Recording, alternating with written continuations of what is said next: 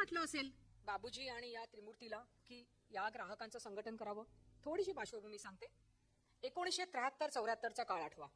भारत पाकिस्तान युद्धाचं सावट आपल्या देशावर होतं. एका आर्थिक अरिष्टातून देश चाललेला होता.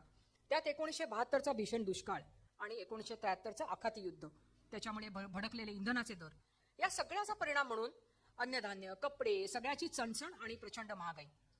अशाचा फायदा घेऊन साहजिकच व्यापाऱ्यांनी सुद्धा दर चढे लावले, अडवणूक केली, साठेबाजी सुरू झाली.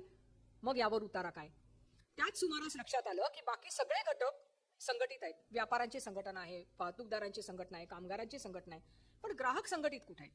ग्राहक संघटित झाले तरच या सगळ्या परिस्थितीवर मात करता येऊ शकते. म्हणून ग्राहकांना एकत्र करायला हवं, हा ध्यास या त्रिमूर्तींनी धरला. सुधीर फडके यांच्या पुण्यातल्या चित्रकुटी नावाच्या बंगल्यात काही मंडळी एकत्र जमून चर्चा करू लागली. बिंदू माधव जोशी हे सुधीर फडक्यांचे मित्र. ते अत्यंत कुशल संघटक म्हणून प्रसिद्ध होते. ते या चळवळीचे अग्रणी ठरले आणि बऱ्याच चर्चेनंतर एक रचना त्यांना स्फुरली. अशी रचना की ज्याच्यातून ग्राहकांचं एक टिकाऊ आणि नियमित संघटन होईल. कारण ग्राहकांना एकत्र आणणं ही सोपी गोष्ट नव्हती आणि म्हणून एकेका वस्तीत राहणाऱ्या 15 ते 25 कुटुंबांचा एक संघ करूया असं तेव्हा ठरलं. त्यांना दर महिन्याला जीवनावश्यक वस्तू आपण घाऊक बाजारातून किंवा उत्पादकांकडून घ्यायच्या आणि त्यांना रास्त भावात दर्जेदार वस्तूचं वितरण करायचं, अशी ही व्यवस्था. पहिल्याच वर्षामध्ये पुण्यात 265 संघ स्थापन झाले आणि मग बळकटी मिळाली की हो, अशा पद्धतीने ग्राहकांचं संघटन होऊ शकतं. त्या काळामध्ये बाबूजी पुणे मुंबई दोन्हीकडे वास्तव्याला असत त्यांच्या व्यावसायिक कामानिमित्त.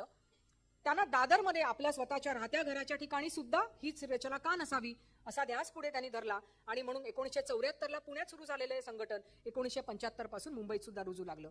मुंबईत मधुकर मंत्री, बाबूजी आणि ज्येष्ठ पत्रकार पावा गाडगीळ असे काही जण एकत्र आले. मधुकर मंत्री तत्पूर्वी नगरसेवक होते, राजकारणामध्ये होते, पण त्यांनी राजकारण सोडून ग्राहकांच्या एकत्रीकरणासाठी मी माझं पुढचं आयुष्य वेचीन असं ठरवलं आणि त्यांनी ग्राहक पंचायतीला पूर्ण वेळ त्यानंतरचा दिला.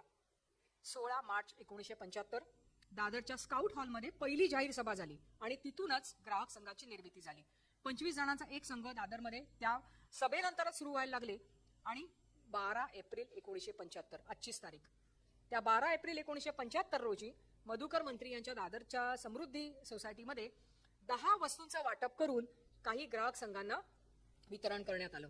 त्यामुळे आजचा दिवस हा खरं तर फक्त संस्थेच्या स्थापनेचा वर्धापन दिन नाहीये, तर प्रत्यक्ष कामाचा, म्हणजे जिथून वितरणाचं काम ज्या दिवशी सुरू झालं त्या कामाचा, मासिक वितरण यंत्रणेचा हा सुवर्ण महोत्सव आहे आणि त्या दृष्टीने या दिवसाला जास्तच महत्व आहे.